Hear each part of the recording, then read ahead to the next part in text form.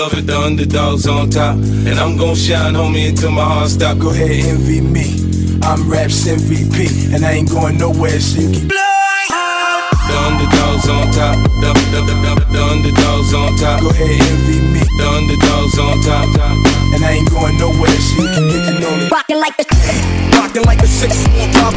Whole club rockin' like the 6. rockin' like the Rockin' like the 6 on top. Whole club rockin' like the 6. Rockin' like the 6 on top. The underdogs on top. rockin' like the Rockin' like the 6 on top. This nigga did it again. Let me put you on the game. Hello, pretzels, and welcome back to the Tripod. That's right. This is where you come to be entertained, to get offended, and you know what? To get informed. And what better place to do it than here with your boys? That's right, Mangria. We got Sticks. Caesar might join later. Who knows? We'll see what happens. But we're going to kick things off like we always do with the A show of the week. It's NXT. That's right. Metaphor is sneak attack by White Collie and Mr. Stone. They even shouted it when they barged in. Sneak attack. Byron remains on commentary, unfortunately, but they all fight out to the ring and the match begins. The crowd actually hot for White Collie and Stone. They work good as a team. Jackson and Legend distraction leads to chop block and White Collie getting pinned. Metaphor when this guy can't catch a dove if his life depended on it. But Sticks, again, they're going back to the White Collie well. Mr. Stone and his kids now, they're mixing his kids and it's getting kind of weird. What did you think of this, the beginning of NXT? I thought it wasn't too bad. I liked the little skit where they had a Metaphor backstage. Noam getting massaged. Our boy main man Minsha checking his hair, checking himself out in the mirror. The sneak attack, like you said, they shouted sneak attack. Kind of a little funny. Throwing in Suitman Stone's kids was kind of like a little bit of a nice little twist because they've been showing them trying to play on a little bit of the heartstrings. Match wise, I didn't think it was too bad. I mean, the fans were hot for White Collie, obviously, because we haven't seen him in the ring for, I can't think of the last time. I mean, the promos, they've been okay. I mean, they've been okay. They had a little bit of little cheap pops here and there. Suitman Stone shows he can go in the ring. I mean, we hadn't seen him go in the ring for quite a while, if ever. So not bad. I mean, they had the allowing that White Collie took the pin.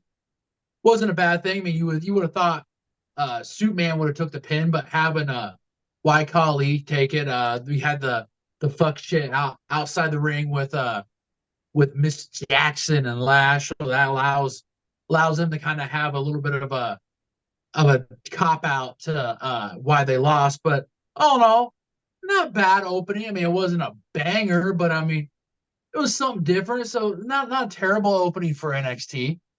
Now, to the new subscribers of the Mangria Fueled YouTube channel, this is where we've been talking about NXT. We talk about AEW and TNA. We've been talking about this for years. And I don't know, I think it's been a year, maybe a little over a year and a half maybe, where White Collie, Von Wagner was introduced, maybe longer. I've never been a fan ever. No matter what they've done, still. This Sticks is going to be the optimistic one tonight because I'm not, because this was terrible. I hated it. I'm never going to be a fan of Von Wagner. There's only one light at the end of this tunnel. And you said it, Sticks. You said it. We got to see Mr. Stone in action. If all of this bullshit with Mr. Stone is leading to Mr. Stone becoming an in-ring performer, I'm down. I'm down with it 100%. I don't care about his kids. Mr. Stone is entertaining. He had to have been a great wrestler. They signed him for a reason, right? So he's finally showing off he can go. Let's get Mr. Stone in the spot Von Wagner is in. And Von Wagner can turn heel, maybe like slap his kids around, and Mr. Stone gets pissed off and attacks him. I don't know. But if all of this shit was to get Mr. Stone on board as an in-ring performer. Let's do it. Yeah, well, first off, I'm not a fan of White Collie. Let's just throw that out there. I think the guy should have I don't been. know. You said. No, I think the guy should have been on the last cuts, and they should have kept some of their other wrestlers and just cut him. But I'm on board with you on this. Like, if we can get Suit Man in the ring, if this is a thing that not because he can go on the promos. I mean, he's good at that. He can play good dick. I mean, we've seen that when he was, Suit Man Stone with his many clients. This has been totally different with White Collie. If this can finally just percolate to where Superman just can't take it anymore, like he sees that White Collie is literally dead weight.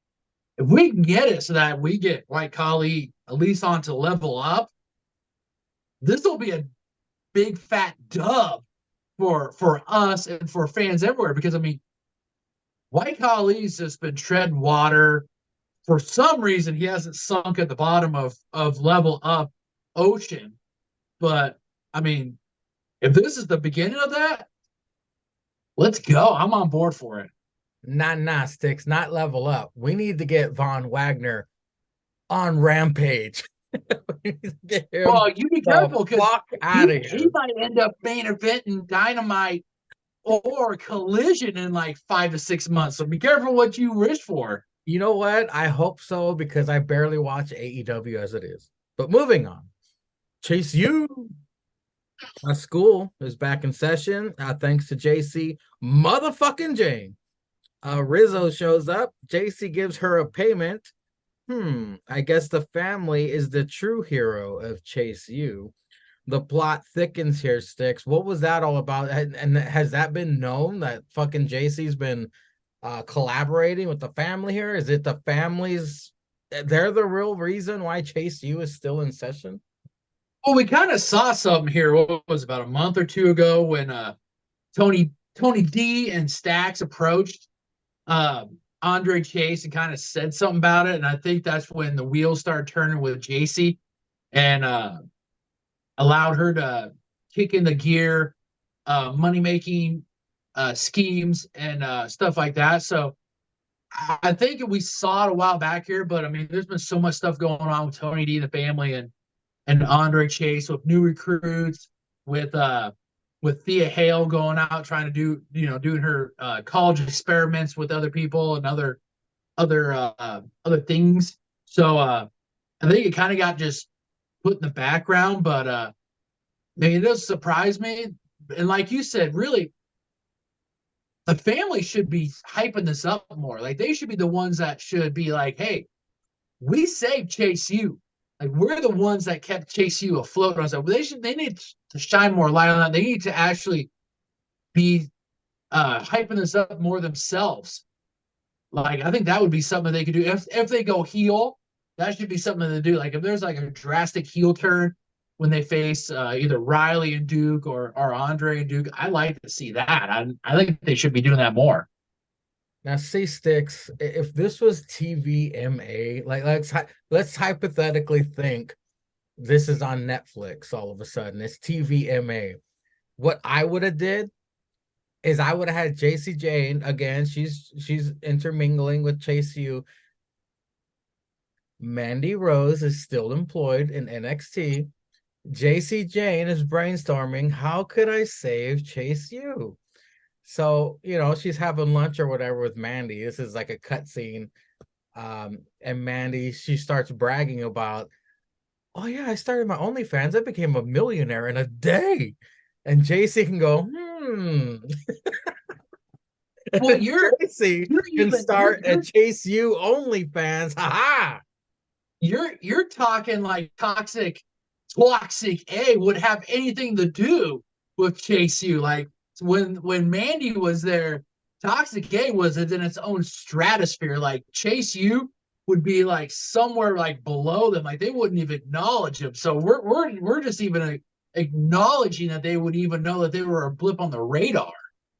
Well, that's why I said if you know, because if it was JC and she's intermingling with Chase U now, and I don't know, story Well, something. Mandy left and she came back. Let's just well, say the funny thing would have been if JC would have played off was like, as oh, I have a friend who started their own site on this or their own page on this site, kind of little like, I wonder who she talking about. Oh, I know what she's talking about. She's talking about Mandy. Oh. That would have been the funny thing to do, is especially if Sean, with Vince being gone and all that stuff, it would have been something that Sean would have been. It could have been funny that Sean would have done, like, hey, throw that in there, just a little bit of a they're poking fun at it. So that way JC would have been the actual savior of Chase U, showing that snatch. You know, instead of getting the family in here using the mafia money, now they owe them one. JC could have took some advice from Mandy, started her own OnlyFans, saved Chase U. How's it going, Caesar? How's well, your night going? here's the thing. They would have done the ladies of Chase U OnlyFans page. Right. So that way it wasn't just JC doing the heavy work. She could have been the one that would have been doing the photography, which I think we had talked about last week or a couple weeks ago, which would have had JC maybe being a little bit experimental and find out she dating or she intermingling with a couple of the girls of the month. And we could see Thea Hell really pay her dues, you know. Yeah. Caesar, how's it going, man? How's your night going? It's going all right. You sauced? No, I have to work at 6 a.m. Okay, good. We can get through this now. What are your thoughts on the Chase U segment where JC, motherfucking Jane, was praised, but then old Rizzo came in and took a payment? What do you think all that shit's about? You know how to pay bills. You got to make a payment. Very entertaining. Moving on. Ridge Holland, no one cares. White Khali and Mr. Nope. No catch quarter. Lola Vice versus Tatum Paxley. Lyra runs out for support. Paxley survived the trifecta of spinning shots from Lola, but did not survive a modified triangle choke by Lola. Tatum passes out. Lola gets the victory, but we're seeing another wrinkle in the relationship with Tatum and Lyra. I guess she carried her out and shit. But she still says she's not my friend. All right, we'll see. But Caesar, what did you think of this? They're showcasing Lola. Lola's a badass. She gets better and better with every match, making Tatum pass out. So they did two things here. They showcased Lola and they furthered the relationship between Tatum and Lyra. Yeah, I don't know what's going on with these bitches. I get they friends, they're not friends. She wants to run out, be with her, help her out. Then she don't want her running out in her matches. I don't know. But yeah, Lola looked good, shaking her ass in the ring, just like she does on her Instagram, as they all say. And yeah, got her with that choke, put that thing in her face, got her with that choke, booty meat in the air. Can't have a better ending to a match than that. Booty meat and that thing in your face. See, if Paxley was real, she'd have taken a bite out of crime and got out of that triangle choke. That's real talk right there. Let's be real though. If it was any one of us in that choke, I'd be like, just keep raising my arm. 1, 2. I would have tapped out. I would have tapped out. Ain't no way I'm tapping out, boy. I'm getting a good whiff. Maybe even a lick. You know what I'm saying? Use the mouth to pull that little thing to the side, get a little taste. Sticks, Lola and Tatum, and we got an interesting wrinkle with Lyra carrying Tatum's unconscious ass out of there. What'd you think? Let's be honest. Any one of us, we're trying to turn that into a modified 69. That's what we're trying to do. We're trying to swivel our hips. We're trying to do whatever we can do to try to make that so that it's not only pleasurable for us, but yeah, it's mostly going to be pleasurable for us. But I mean, that's what we're trying to do. Well, but yeah, I mean, this was not only did they show Lola was a dominant force, but you kind of built Tatum up a little bit because she was taking a lot of offense from Lola and kept coming until the submission. And even in the submission, you just saw a little bit of a glimmer of hope. They were just like, wow, she gonna make it to the rope. I mean, she gonna make it. And then she finally just was like, she finally smack them cheeks to tap out. But yeah, I mean, this also adds, like you said, another wrinkle in the relationship of Lyra and Tatum. Like, I'm getting kind of the vibes that right when Lyra's finally gonna be like trust her, Tatum's gonna turn on her. So I mean, we'll see how long that goes. But I mean, we're getting that little that stalker admire piece relationship going a little bit more further. But oh no, I thought it was a win-win match for both ladies in the ring. So good job on NXT. Yeah, I mean, that submission is the best way to get pink eye. I'd be bragging about that one. But yeah, the direction I would like to see this go, since I don't give a shit about Lyra's title run, I would like her to drop the title to Roxanne or whoever the fuck is and have Lyra and Tatum go for the tag team championships. I want to see them be a tag team and see that relationship develop, kind of like a Alexa, Nikki Cross kind of thing. It's like kind of similar like that, and have them become closer and closer, have entertaining segments, because they need to breathe some life into Lyra, because she is dull as fuck. So go for the tag team titles, drop the main title. Let's keep it moving, cross-eyed kid. Up next, Tony D approached by the lawyer guy. Lyra, Tatum, and Shotzi backstage. Rizzo versus Jada Parker. Holy shit, that cheek be hanging out. Damn. She uses that ass to attack too. Give Jada her own calendar, please. Crowd hot for her too. Rizzo needs to spend less time shouting, bring it, and more time bringing it herself. Jada takes the match. Holy shit, Sticks. Jada Parker versus Rizzo. There's a theme here tonight, by the way. A lot of women's matches. Cross-eyed kid. He's maybe it's that Valentine's Day, you know. He's just feeling it. He wants to see some more cheeks, some more titties. What'd you think of this match? Good showcase match for Miss Parker. Like you said, Rizzo, you kind of see a glimpse of what's there for her, but like you said, needs to do less talking in the ring and show a little bit more fluid action in the ring.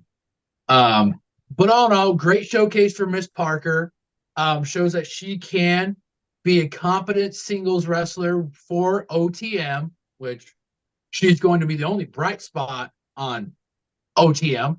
So that's a plus that she can wrestle. So, but all in all, like you said, we have had a little bit of a singles women's je ne sais quoi on this, and women have been showing out. Like we had been wondering with the mini call-ups for the female talent, what the new crop of women were gonna be, how they were gonna look, and by what it looks like tonight or from Tuesday night, they don't look horrible. They look like they're going to be good. They have good bases to build on, and NXT is going to possibly flourish with their women division with a new class. So not bad at all. And that cheek hanging out didn't hurt anything, you know. Cesar Rizzo versus Jada Parker. What'd you think? Yeah, Rizzo looked real good in the ring. Beating that bitch down. You know, still black hitter him up. So, you know, she got to get that dub for that cracker. Rizzo won't too bad though. No, Rizzo won't too bad. Just a little polishing a little bit. I feel like Rizzo will be all right. You know, Jada Parker look like she's ready to go. You know what I'm saying? Like she's ready to get some other matches under her belt, get some feuds popping besides his family versus OTM. But I agree with Sticks. She's probably the best looking person out of OTM. Yeah, I like her set skills on her moves. She's getting it in there. And yeah, she got the one long leg and then the ass cheek out, you know, give you a little taste. You know what I'm saying? A little sex appeal for the masses. Just a little cheek keep you interested. Maybe, you know, maybe she's plotting that she thought on her IG. She almost got me to look it up. I see that cheek again tomorrow. She out there with that cheek out. I'm gonna creep on her IG. And then doors of opportunity are gonna open up. You know what it is, man. You get the stamp of approval from both Cesar. You go places. Hey, you get that Carpe rub, you're gonna get a title shot. Dijak reviewing game film of Crazy Joe Gacy. Baron hyping up Braun in the locker room. You hungry like a wolf, dog? And then we get Mello versus said Crazy Joe Gacy. Mello doing a great job of making Gacy look like $1 million here. Great character work from Gacy. Nothing but net. Mello takes it. Dijak runs in and beats Gacy with a nightstick, puts him in a straitjacket, to which the crowd chants, "Free Joe Gacy." These are Mello versus Crazy Joe Gacy. What'd you think? Melo's just doing side quests now. I already got that SmackDown contract. You just out here doing side quests. You just out here biding his time, doing fuck shit. You know, waiting for them, to get Trick back from vacation. Trick gonna come back last weekend in February, that Tuesday before it ain't Black Hitter month no more. Then he gonna be out here in them streets trying to feud with Mello. Then that's when Mello gonna get something on SmackDown. Trick gonna show up on SmackDown. Be like, we gonna fight in April. Mello's like, nah, nigga, I'm doing WrestleMania bigger, better, suck my dick. He go, nah, bitch, one last stand in the living. We all know how this shit going. Okay, Mello just gonna be out there doing side quests. He's still beef with Dragon off on Twitter. Let's just keep this going. Let's space this out. Fight it, stand in the low, get over it. And Mello go SmackDown full. 6, Mello versus Crazy Joe Gacy, which ends up with Gacy in a straitjacket. Yeah, Mello out here just showing out, carrying a match.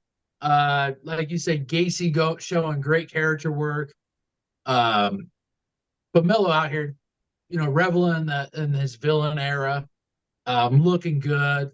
Further in the storyline, Dijak comes out, throws Gacy in a straitjacket, drags him off. I mean, we're obviously not done with that yet. Dijak's gonna make him look like $1 million. Gacy's gonna be able to just reap the benefits of this while also still doing great character work. So, the big thing I took from this, Mello showing that, why he's him. He can carry a match, and why the future is very bright for him. Why, when he shows up on SmackDown, he's going to be able to hit the ground running, and probably, if they really wanted to, he could probably show up and win the mid-card championship night of him becoming a full-time SmackDown superstar. So, Mello out here showing why he doesn't miss. I wouldn't mind seeing Logan versus Mello. That'd be a decent match. Lash and Miss Jackson hating on Bren and her friends in the locker room. You berry pickers? Roxanne shouts in locker room bitching, slaps that new chick who is trying to calm her down. Oba Femi promo in ring calls out anyone. Alexis comes out, and the women reach for their mace. Alexis takes credit for Oba being champ. Oba gives him a title match next week, and the brawl ensues. There was a BJ fight in the NXT kitchen. Ava runs in and shouts at him with her teeth hanging out. Kiana James with Izzy versus Brinley Reese, where Kiana picks up the dub. Sticks. We got all kinds of bitches yelling. We got Oba Femi and fucking Lexus. BJ fighting in the kitchen, and Kiana versus Brinley. Thoughts on any of that? Lexus versus Oba. Lex is getting on TV. Continue on that, so that's good for that. Kiana's match. It was a good match. She had her assistant out there, new assistant 2.0, helping her pick up that dub, so keeps that heel heat on her, and so that's that. Man, I hope Shawn Michaels doesn't get Me Too'd. Cesar, what'd you think of Oba Femi and Lexus and the BJ fight, or Kiana versus Brinley? Any of that shit? I don't care about that. Jada Parker likes the thought in summertime. So when we get to like around April, there's a lot of bikini pics up here now. She got a little baby oil, got that ass hanging out. I was just doing my homework, just giving to y'all people, because don't nobody care that Lexus. Let Kingo fight next week. Nobody cares about you, Lexus, unless you in that funny ass chair. Okay, nobody cares. Okay, we know you can talk and get in the chair same week. That's what I want. I want Lexus King talk his creepy shit to get his dumb ass in that chair and go get in the ring. Other than that, and then you gonna try to fight the super big nigga in Black Henry Month. You stupid as shit. Nigga gonna yell, ooh, ooh, ooh, big gorilla looking motherfucker, and he gonna beat your ass. Next case. What was after that? Oh, Briggs and Jensen. Okay, they gonna fight. All right, Briggs, they got some balls. Jensen gonna be an asshole. Okay, they gonna fight. Okay, let them fight. That big cracker, the bigger cracker, probably gonna win because they got more faith in him. Sleeping on that cracker Briggs, but we know the smaller cracker is got way more entertainment value. Wait, but he was the funny one in the group, and he can actually wrestle. That is a dangerous combination to have in the E. Everybody knows that. Everybody knows you can be a great wrestler. When you can also entertain and on the mic, that's when you get dangerous. You know what I'm saying? Look, Trick Willie, we know Trick Willie can talk on the mic. He's funny as shit. Now he's the hottest thing smoking. Okay, Mello was good. They brought in Trick Willie. He got better. Kurt Angle was a legend. What happened? He got funny. It got better. Hell, Stone Cold was a legend. He got funny. It got better. The Rock was always funny, so it got better. You see what I'm saying? When you get known, you got talent, and you get funny, it gets better. They gonna fight. Next case. Nobody cares. Well, What was that for that? speaking of February, the Hard R's are baffled at You Britt's damn right. positivity after she was defeated. I am appreciating all this screen time the Hard R's are getting, and they're associating with Brindley Reese, so I'm guessing she might like that chocolate. I don't know. Yeah, she Find getting tag teamed on the weekend. Oh yeah, and then Shawn Michaels' favorite Kiana, she was getting a dub. She getting the screen time as well, but now it's against another way. main event for the NXT Tag Team Championship. It's the family versus the Wolf Dogs. What a great tag team main event here. Tony and Stacks can go. Baron and Braun can go. I'm relieved that we are finally getting some great action to close out the show. Crowd is hot for this. The family double chokeslams Braun to the announce table.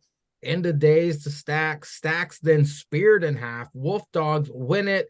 New tag champs. The sheriff just crumbed all over his badge. Cesar, what do you think of the Hard R's mixing with Brindley and the main event for the tag championships? Yeah, so I guess this white bitch gimmick is she's always happy. She on coke. Let's be honest.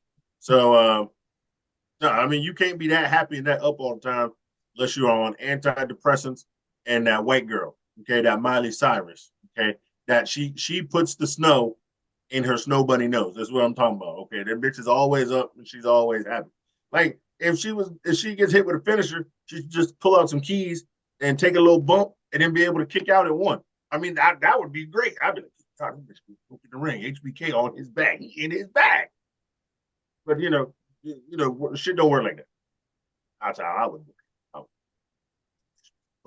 And she get depressed. Coke ain't working no more. She goes to crack because she's with the Hard R's. You know what I'm saying? They get a little crack pipe. Then she's like, oh shit. Then, she gets hooked on. She got to go to therapy so she can get her little vacation, rehab, and then comes back, just on the antidepressants, and then she's back happy again. But, not sucking 8 dicks a night, 15 feet of dick just to get a little crack. Anyway, that's just how I would run it if I was running the show. I digress. The tag match was a banger. Good. Everybody was good in the ring. They out there wrestling. They throwing bitches through tables, hitting crackers with steps, flippy dippy, all around the ring. The Don looked good. He looked strong. Braun looked strong. Or Corbin's Corbin. He's probably still beating his meat to the Kansas City Chiefs, winning the Super Bowl, shit like that. Probably done took 2 runs at the wife. I was gonna say something real fucked up, but I'm gonna leave that alone. Anyway, match was good. It was a great main event. That's how you end the show. It was a great main event. Sticks, the main event, or if you have any thoughts about the Hard R's and Brindley being paired together. Yeah, Brindley's showing that she likes chocolates more past Valentine's Day than that. So she likes that chocolate every day, not just on Valentine's Day. Main event, it was awesome. I mean, ever since getting paired, actually, even a little bit before he got paired up with Corbin, Braun's been putting on some pretty good work in the ring, and he did it here again. Like Cesar said, Tony D showing up, showing out. Banger of a tag match.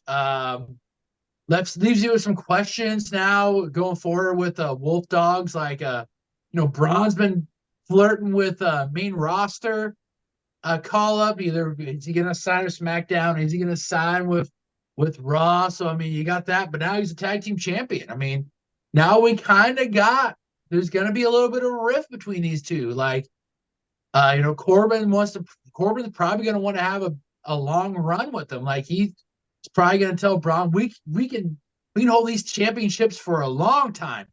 You just want to up and you want to leave, like you want, so we gonna get a little bit of rift on that, and then is it gonna lead to them losing the tag titles, and then is it gonna lead to Braun and Baron sometime down the road? I mean, but in the present, it was a great match, great tag team match. These guys Braun and Baron have gelled together and become a really good tag team. So props to those guys. And I mean, we know what you get with Tony D and Stacks.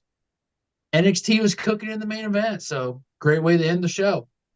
Yeah, and Tony D and Stacks had a good run with the titles. They're 2-time tag team champions, so they can always get them back if they don't want to call them up to the main roster. But to be continued, because it's Wednesday night, and you know what that means. That's right, 13 years of marriage. I haven't watched anything AEW this entire week, so Sticks, if you want to say if you watched any of it, let me know. Anything interesting happened this week? Not that I can really remember of. I mean, we had the EVPs. I think they had a match against I think it was Top Flight. They keep on their heel stuff. Basically, made it look like they took like Top Flight wasn't a good tag team, and then because Matthew, basically I think towards the end of the match, it's like, well, these guys are good. Darby goes a run in, talks about the pay-per-view and all that stuff. I mean, outside that, I can't really remember. I mean, so obviously it wasn't that great of an episode. So typical ATW. Yeah, Sticks, we're coming close to that fucking, what is it, Revolution? Yep. Oh, God. Yep. First Saturday in March, I believe, or first Saturday or Sunday, one of the two. Cesar, Mm-hmm. did you catch any All Elite garbage? Yeah, I remember that shit. It was last week, nigga. Actually, let me just say this. I believe if I remember right, Timeless Tony had a good segment. Oh no, yeah, she was talking about how that bitch was sucking on her teat. And yeah, then, the teat of talent. Her teat. She sucked on her teat of talent, and she had just beat the teat that was feeding her. That shit was great. That shit was great. Timeless Tony was great. Them crackers is wearing bloody suits. They beating down niggas. Them crackers, I mean, is Nick and Matt like a little bitch. They tried to BTE trigger Skivone. Darby came out with the nigga bat for the save. And then other stuff happened. I can't remember. Samoa Joe cut a promo. I can't remember. I gotta watch that Tony Storm shit. Yeah, that's all you need. I think she put it on her Instagram. So. Well, now we're skipping to Thursday. It's TNA Impact. Cesar's New Japan Killer, sporting 3 knee pads and a chest full of taco meat. It's Jake something versus Frankie Kazarian. The veteran finds a way to control most of this match. EY creeping, watching on stage. Frankie pins something in the corner of the ring and holds on to bottom rope for leverage and for the dub. Heel Frankie getting wins finally. That's good news for him, Cesar. What do you think of the kickoff match at the Impact? That match is lit. Heel Frankie needed a dub. You know what I'm saying? Old Jake Cracker. He was out there. They bumped into each other last week. So they was fighting. Frankie looked good in the match. Old Jake something just out there doing work, doing dirt, taking that L like the bitch he is. Like he 3 times the size of anybody in that goddamn company. Right? Whatever, nigga. It's wrestling. They won't book that shit. They won't book that shit. Frankie still look good though. EY was creeping behind the curtain, jerking it. I don't know why he was jerking it, but hey, he was jerking it. I guess old Scott DeMoe ain't there to jerk it at Good Wrestling no more. So EY took up the case. He the other cracker who been there the longest. So all right. But was it a good match kickoff? Hell yeah. No TNA don't disappoint. What do you think this is? Wednesday? Fuck out of here. So Sticks, they're making it seem like there's not monitors backstage where EY can just watch the. Nah, they broke. He's got to like peek out behind the curtain and. He wants to see it live. He don't like watching porn on a monitor. He likes his porn live. What do you think of the kickoff match to this week's Impact? Yeah, like Cesar said, heel Frankie looked good. Got that heel heat coming right out of the curtain, coming right down the ramp. I thought it was a good match. I thought it was a hell of an opener. And I thought it was a nice match to build on for the transition for Frankie to become full-time heel.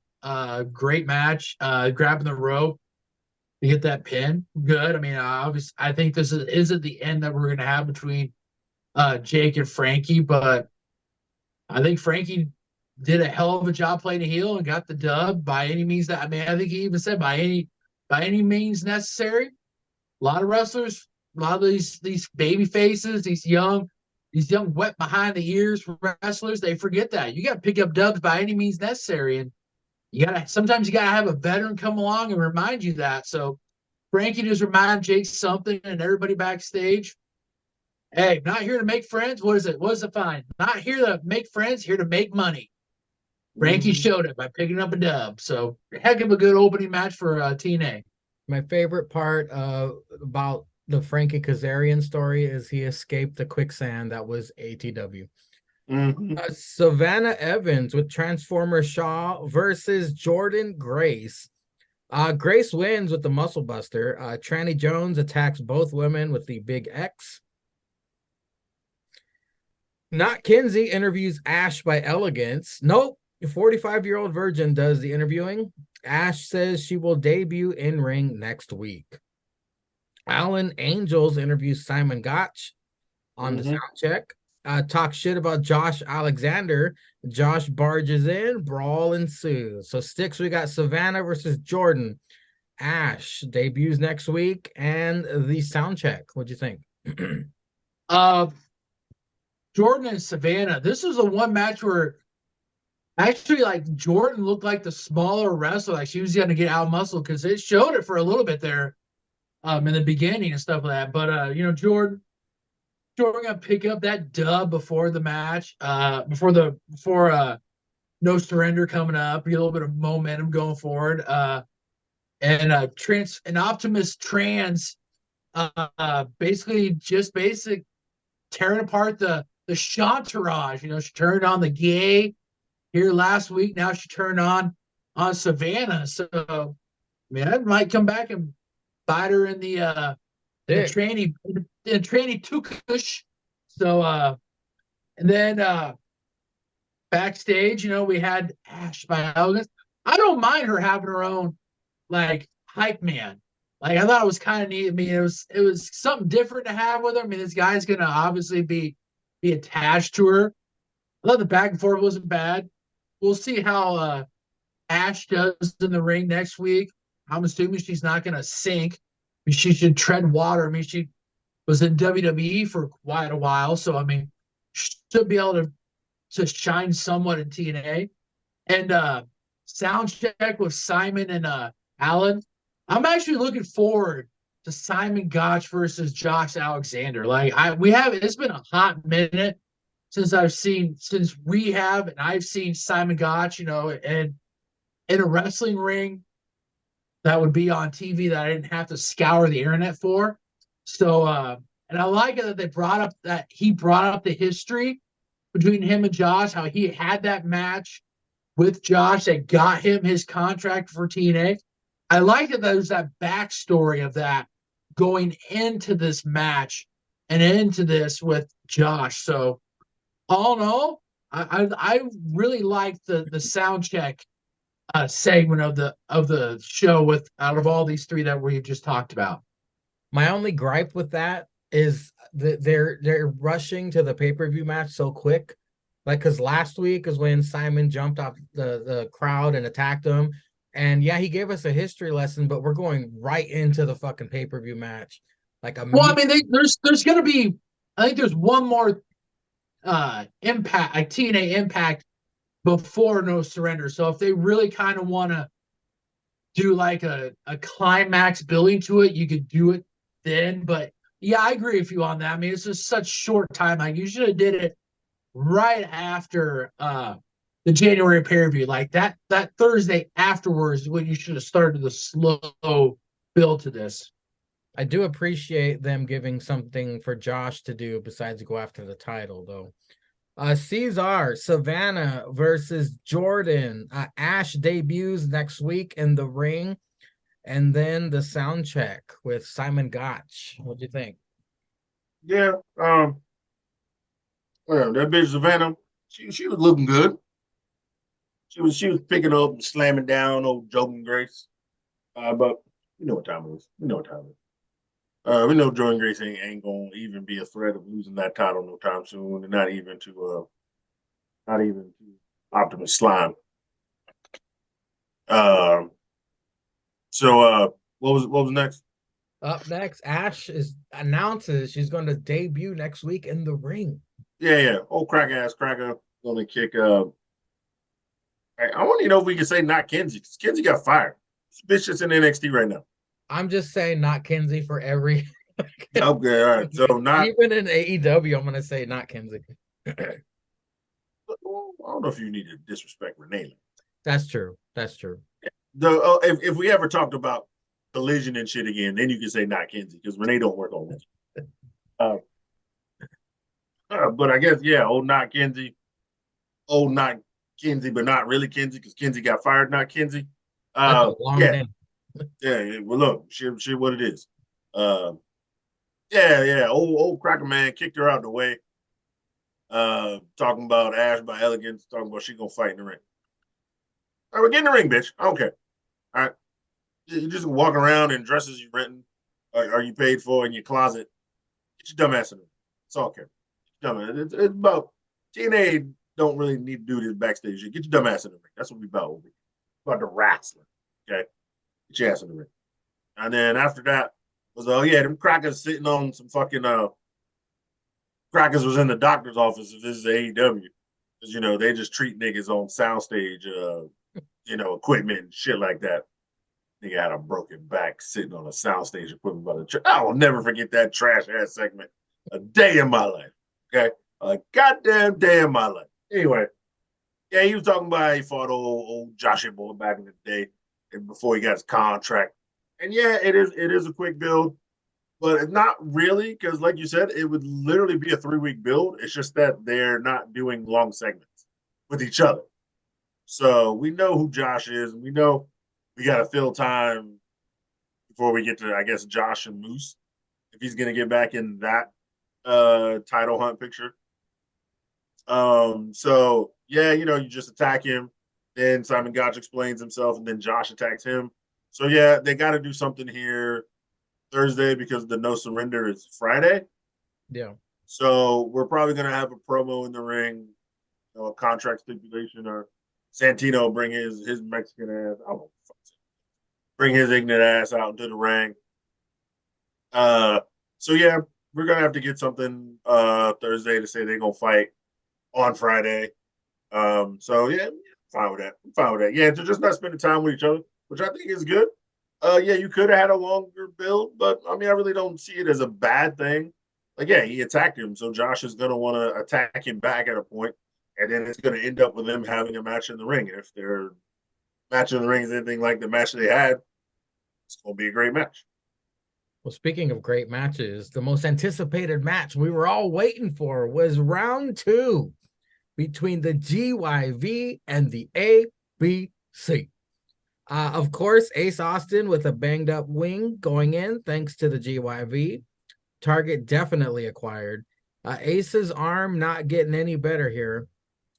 We see a Doomsday device, a famouser amongst other great moves and sequences, but Ace rolls up Drake to tie this shit up, Cesar. I mean, your eyes had to have been glued to this because your boys were out there. The A, the B, the C. What'd you think? Don't worry about that. Think the ABC gonna lose them tag team titles on TV? Don't want to lose that shit on TV.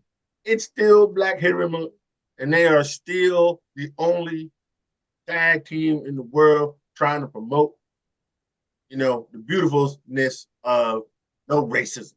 They ain't gonna lose in Black History Month. You think they're gonna lose? I know they're gonna fight on 23rd. We know they're gonna fight on 23rd. They're gonna have to fight on 23rd.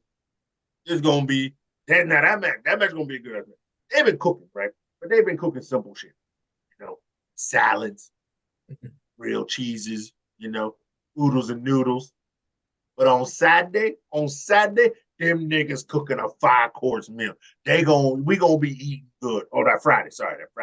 We gonna be eating good. We're gonna be eating so good, you're gonna sleep in that 4:30 roll call for Elimination Chamber out in Australia. Okay, we're gonna sleep past that shit. We're gonna have to wake up at like 9-10 p.m. and then then watch that. Gonna be sleep all day, 18 hours. The A to B to C gonna cook. They'll cook a 5-course meal worthy of some Chef Ramsay type shit. Some Emerald Lagasse, bam, some shit like that. You know what I'm saying? That's how deep them boys gonna cook on that 23rd. Shit gonna be good. That shit gonna be. I completely forgot. We got No Surrender on Friday, and then at 2 in the fucking morning over here, fucking Elimination Chamber Sticks. You sure it's not 1:30? It's 4:30 over here. It's though they said West Coast is at 2:30. I don't know. Okay. Maybe that's a kickoff show. I don't know. But Sticks, what do you think of round 2 GYV ABC? Guys, these 3 matches that we're going to get is going to be tag team wrestling personified. Match 1 had a little bit of fuck shit, had a little bit of scarf gate. Match 2, these boys came out, the GYRs trying to pull out the stops, trying to get them tag titles on TV, but you dang well know that your girlfriend's favorite wrestler, the ultimate finesser, and the man that's an inevitable himself, the ace, one arm himself, is going to show up and give you all they got. That springboard Faymaster that Chris Bay hit, oh, man, that was beautiful. Ace Austin out here, one arm, just doing the work. Yeah, we all 3 of us knew this was going to 3, and we all knew we were going to be getting just great tag team wrestling. And we got it on match 2 now. Like Cesar said, match 3. These boys gonna cook. I mean, this is gonna be. We got 2 good tag teams, and I mean, just got a. I think I caught a quick glance of the card for that Friday. This is gonna be a good card. I mean, and that these boys, our boys, the A to B to C versus the grizzled young racists that are out here trying to stop equality, trying to stop all the work that our boys have been doing. I mean, our boys are going to show up, pull out all the stops, and keep that dream that the good doctor himself, Martin Luther King Jr., was trying and is still trying to put together to this day. Our boys, the A, the B, the C, going to continue to carry that golden banner of equality, peace, and love, boys. Mm-hmm. I think that match will steal the show on Friday. I think it should main event that because I seen the card too, and this match, the round 3, should main event. It's gonna steal the show, I guarantee it. Possible match of the year. I don't know. I'm excited for it. I can't wait to see it. But up next is the Digital Media Championship match: Crazy Steve versus Rhino. The fight gets extreme as Rhino gets wood. Never mind, Crazy Steve gets flaccid and tosses Wood back under the ring. Mm-hmm. Steve tries to use his championship, but gets a Rhino beatdown and a TKO. Steve gets the fork, but the ref tosses it. And while the ref does that, Steve then clobbers Rhino with the belt to retain. Diener versus Joe Hendry never started because Flop Dollar interrupts Joe's theme song for some whack ass rap. This is TNAJ Francis. Okay. Joe Hendry has a rebuttal video that's very funny. You are banned from fucking awesome. Loved it, man. Joe Hendry, he don't miss either. AJ's best friend Steve gets some love from the crowd. Diener jumps Joe from behind. AJ chokeslams him. Rich Swann for the save, which adds another wrinkle to that story as well. Sticks Digital Media Championship, and then the Diener and Joe Hendry segment. Yeah, everybody thought Crazy Steve was going to come out, try to do the hardcore thing they had talked about. His match against Tommy Dreamer, who I guess reportedly has been named the new head of creative for TNA. Okay. But yeah, Crazy Steve, threw the table back underneath the ring, basically telling the fans, this ain't what you ain't wrestling this, I'm wrestling, we're gonna do this my way. Threatened with the fork, distracted the ref, able to hit the belt, pinned Rhino. What else is new? Let's talk about what we all need to talk about.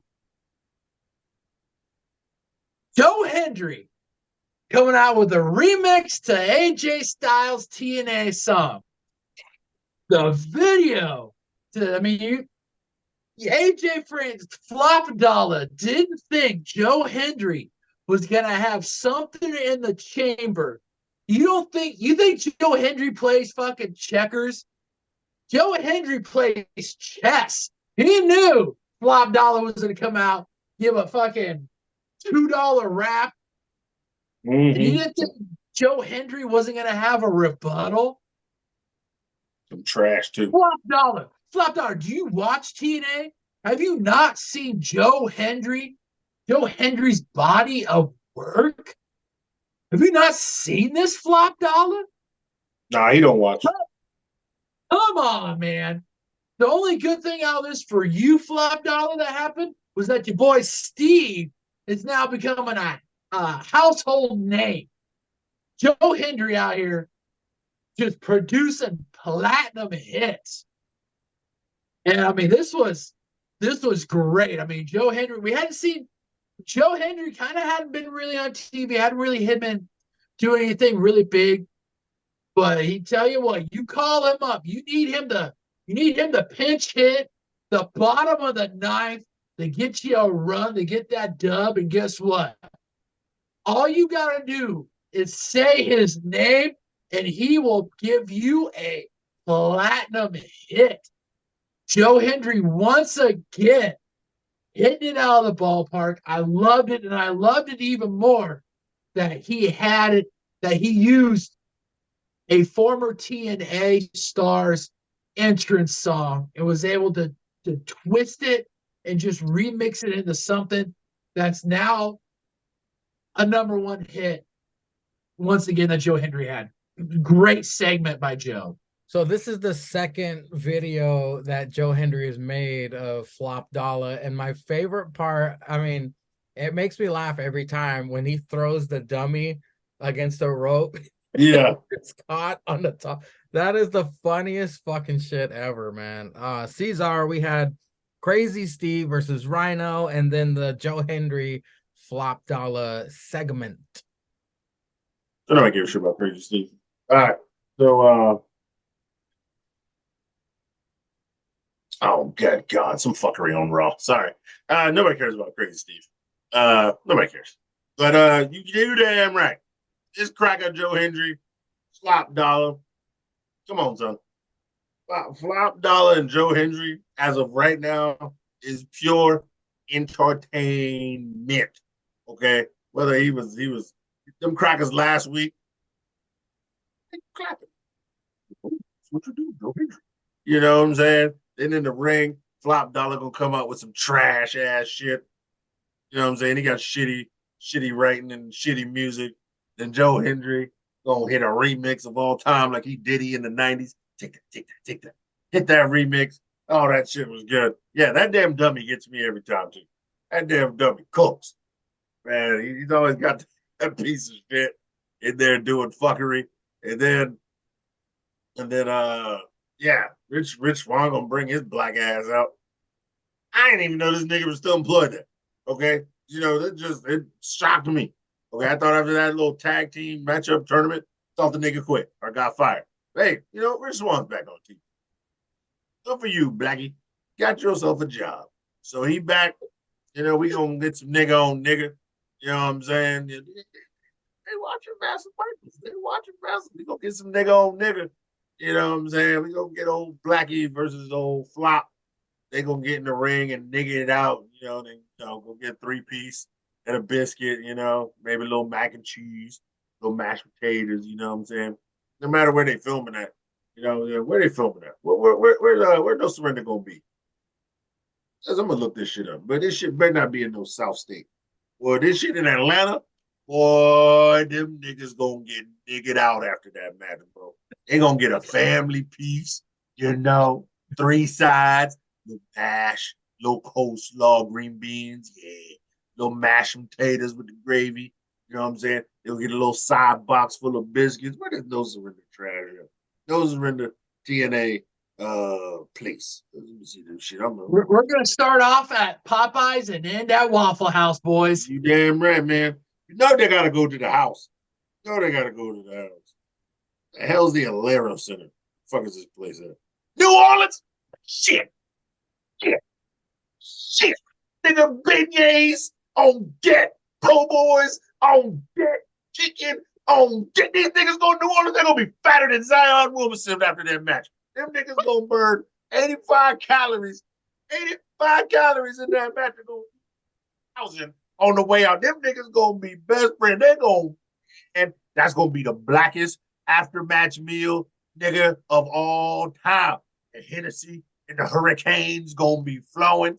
They gonna be throwing beads like it's still Mardi Gras with bitches with the titties out. They gonna be eating 8 buckets of chicken with some beignet. Don't tell me them niggas gonna eat the soul food recipes of the slaves, nigga. Nigga, that's how deep New Orleans goes. They got slave recipes, nigga.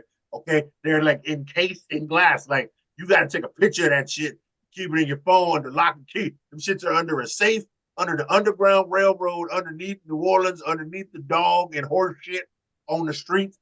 Nigga, they gonna eat slave meals, nigga. It's gonna be cooked to perfection, seasoning, all-time high seasoning.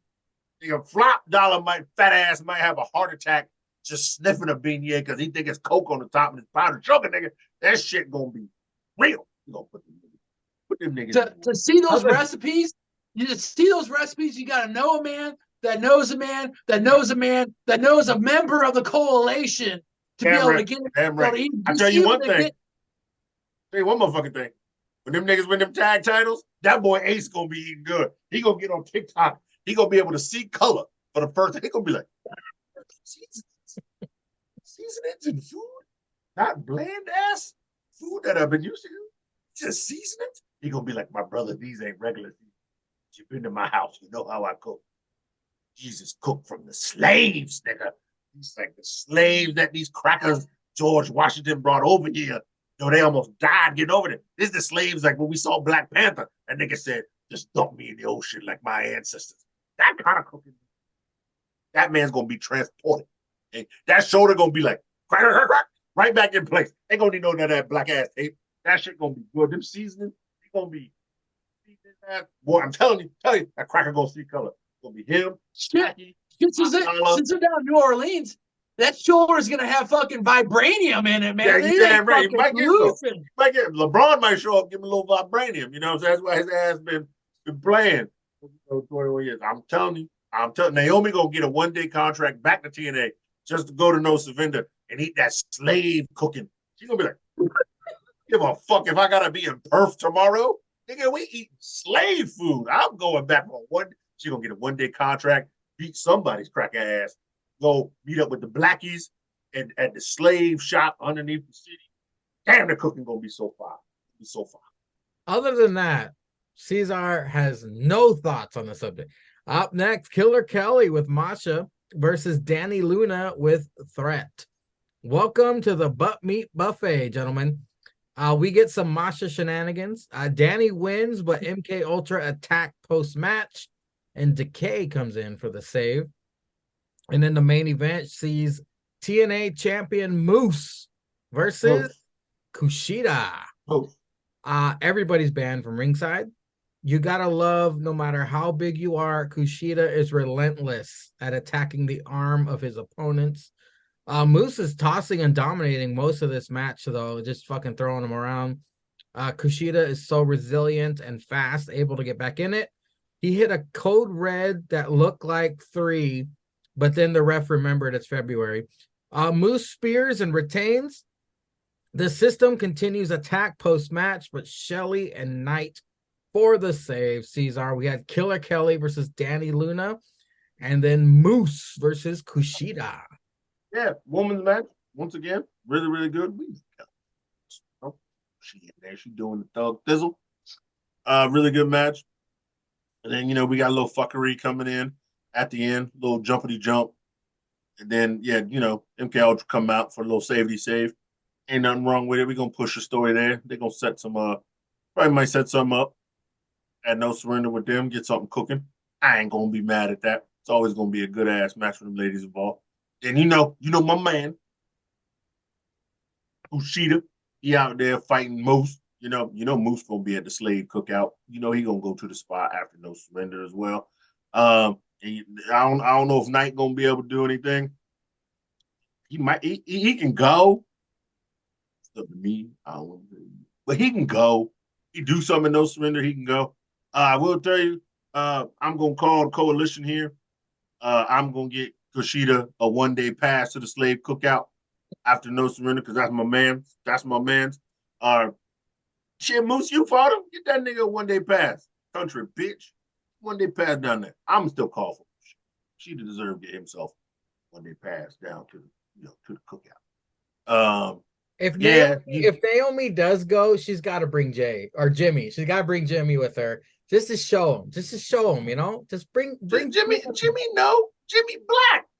Bring him with you. Naomi Jimmy Black. Jimmy, go to the damn what'd you call it? The coalition's the coalition slave cookout. There you go. There you go. Well, he's gonna be there because Cesar lets us know that Samoan is Hawaiian it's Hawaiian for nigga. Jimmy he know. I don't know if he been, but he know. Jay definitely been. I know Jay been. Yeah, Jay took Cody time. They had some libation. But we know Cody got a pass too. He's also trying to end racism with his black wife and the black baby. We know Brandy knows. She dark. She all darkies.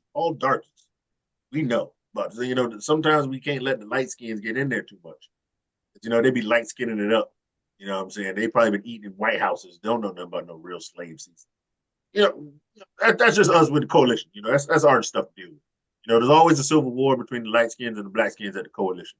But Moose be there, and Kushida gonna be there, and Naomi, you can go with Jay and you can take him there. He's 1-day contract. Sticks, your ex-wife took on Danny Luna. All kinds of ass everywhere. Then we had a main event with Moose and Kushida. What'd you think? Yeah, we had a butt meat buffet with a side of shenanigans. Mm-hmm. MK Ultra, Masha getting a little involved. Then everybody's favorite Jody Threat got involved, helping Danny Luna pick up the dub. Kind of big for that because we know the contractual rematch between MK Ultra and Decay. So that throws a newly formed tag team together between Danny and Jody Threat. Kind of throws their name in the ring for possibly being up for a tag team championship match himself. Like you said, Decay comes out, gets the dub. Good knockouts match. I mean, TNA, they put out some good knockout women's matches. Nice little match to lead their way into the main event. This is a great match, like you talked about. Kushida's never out of a match. Like this man, he saw Alex Shelley worked on that arm of Moose from their for the championship match. So what does Kushida do? He goes right to it, keeps working it, pinpoints it. But Moose just shows that he's TNA champion. Overpowers, able to prevail, picks up the dub.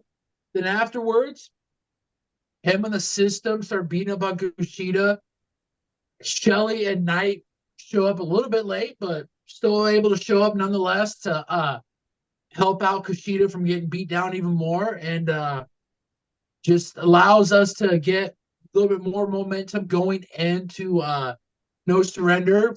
You know, Moose beat up one of Shelley's friends and tag team partners, and Moose is going in not at 100%. I mean, we all know Shelley's gonna keep working on that arm. He started doing it. Kushida did it. We'll see what's going forward next week if Moose has a match or anything like that. But if he doesn't, maybe allows him to heal. But I mean, that match was a great match. I mean, we know how good Kushida is. Moose is on one right now since becoming TNA champion. He's got the backing of the system. So it's a great main event match to end out Thursday night. And there you have it, folks. That's the wrestling talk for this week. Next week, of course, we will have NXT talk. I will dabble in AEW because I was busy Wednesday, but this time I will make it appointment viewing to check out Timeless Tony Storm and No Surrender review as well. It's going to be a great week of wrestling. Until then, ladies and gentlemen, check out all of APBW stuff. All new shit's coming out as per usual. And until next time, we do what we do best here on the tripod. And what's that? Oh, we give that big ups to Stallion Pete.